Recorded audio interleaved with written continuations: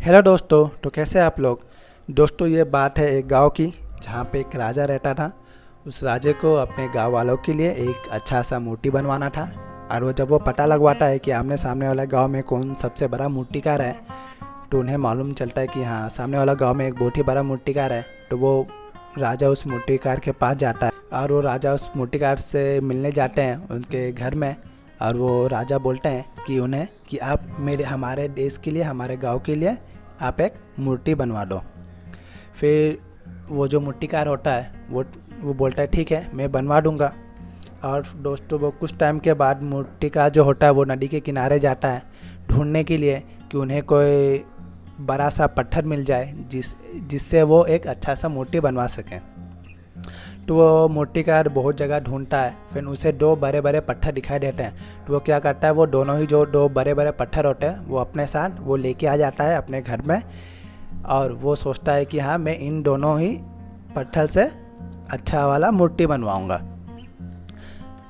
तो जो मूर्तिकार होता है वो एक पत्थर को लेके आता है और वो अपना छेना को पकड़ता है, छेना और हथौड़ी को रख के वो जैसे ही पत्थर के ऊपर मारता है तो वो पत्थर देखता है कि उस पत्थर को कुछ होने लगता है।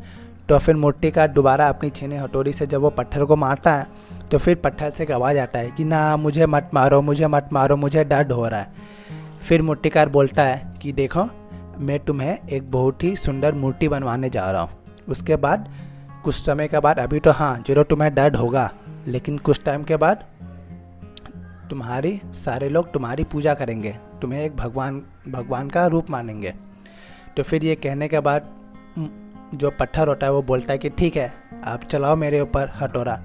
फिर जब मूर्तिकार अपने हथौड़ा चलाने लगता है तो वो पत्थर फिर से रोने लगता है। वो फिर से बोलता है कि ना ना, मैं नहीं कर पाऊँगा, आप मुझे क्षमा कर दे, मुझे जाने दे, ये मुझसे नहीं होगा, मैं ये दर्द सहन नहीं कर सकता। तो मूर्तिकार को भी ख़राब लगता है। तो वो क्या करता है, वो बोलता है कि ठीक है, अगर तुम नहीं कर सकते तो कोई बात नहीं। फिर सामने जो मूर्तिकार ने जो दो पत्थर लाया था उसमें से जो दूसरा बड़ा पत्थर होता है उसे लेके आता है। उसके बाद मूर्तिकार उस पत्थर पे जोर से हथौड़ा मारता है। तो फिर मूर्तिकार थोड़े रुक जाता है कि देखता है कि वो पत्थर वापस उसे मना तो नहीं करेगा। फिर वो वापस मूर्तिकार जब फिर से वो पत्थर पे जोर से हथौड़ा मारता है तो वो मूर्तिकार उस पत्थर से पूछता है कि अरे, उस सामने वाला पत्थर तो रोने लगा था, उसे तो बहुत दर्द हो रहा था, तो क्या तुम्हें दर्द नहीं हुआ क्या। फिर वो पत्थर बोलता है कि मूर्तिकार जी, हाँ मुझे दर्द तो हो रहा है, लेकिन आप मारो, आप मुझे काम करो, मैं जानता हूँ आप जो भी कर रहे हैं वो मेरी भलाई के लिए ही है। फिर मूर्तिकार उस पत्थर पे जोर से हथौड़ा मारता है, अपनी छेनी और हथौड़े से फिर से मारता है।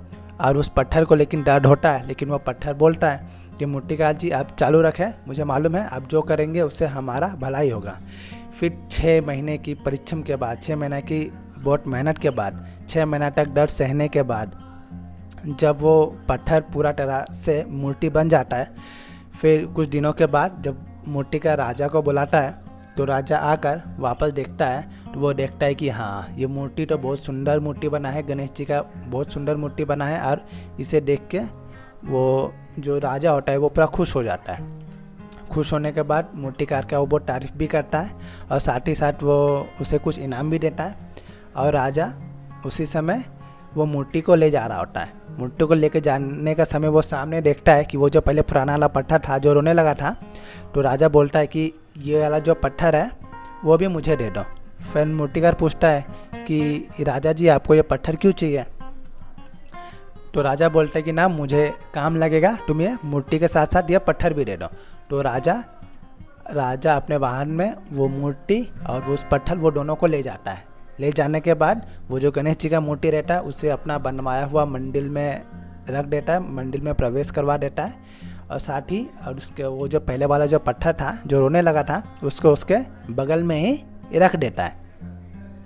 फिर कुछ दिन के बाद लोग जब आते पूजा करने के लिए, तो वो जो मूर्ति था गणेश जी का उसे वो लोग पूजा करने लगते हैं, बहुत मानने लगते हैं, बहुत पूजा करने लगते हैं, धूप अगरबत्ती सब कुछ दिखाने लगते हैं। और साथ ही साथ वो लोग जो नारियल लेके आते हैं उस नारियल को वो जो पत्थर होता है वो पत्थर पे तोड़ता है। पत्थर पे तोड़ने के बाद जो पानी होता है वो गणेश जी को चढ़ा देता है। फिर से एक बंदा आता है, वो मूर्ति को तोड़ता है, तोड़ने के बाद वो नारियल को तोड़ता है उस पत्थर पे, पत्थर के तोड़ने के बाद उसका पानी उसको मुट्ठी पे चढ़ा देता है। तो उस समय वो पत्थर फिर से रोने लगता है। वो बोलता है कि ना ना ये नारियल मेरे ऊपर मत तोड़ो, मुझे बहुत दर्द हो रहा है, मुझे तकलीफ़ हो रहा है। लेकिन उस समय उसका सुनने वाला और कोई नहीं होता है। फिर कुछ लोग आते हैं नारियल लेके, नारियल फिर से उस पत्थर पे तोड़ा जाता है। उसके बाद उसका पानी किस पर चढ़ाया जाता है?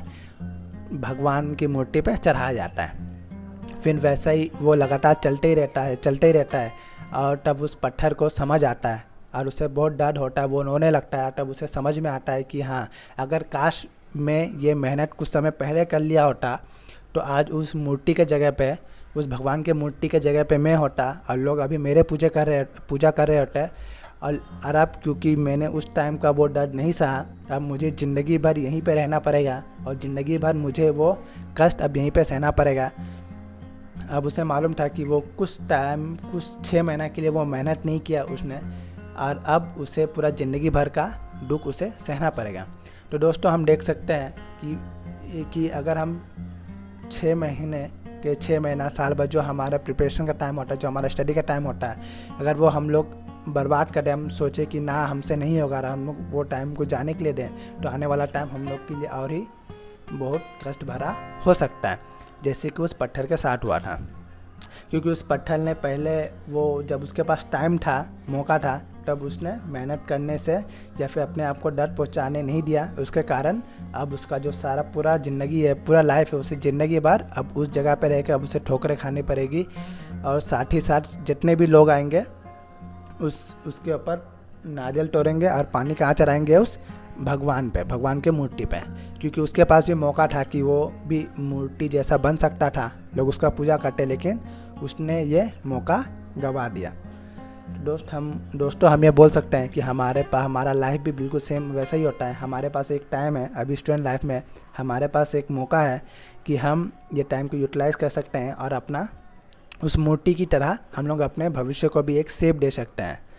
अगर दोस्तों आप जानते हैं कि अगर हम अभी अच्छा से मेहनत करेंगे, हम अब अपना लाइफ में अगर कुछ कर लेते हैं, तो सारा सोसाइटी हमें बहुत अच्छा मानेगी, एक हमारा एक रुतबा होगा और सबको हमें अच्छा बोलेंगे। अगर हम अभी ये टाइम अगर वेस्ट कर देते हैं, तो जैसा कि उस पत्थर के साथ हुआ था, हमारा साथ भी वैसे ही होगा। सारा ज़िंदगी भर कोई भी आके हमें हमारा बजा के चला जाएगा।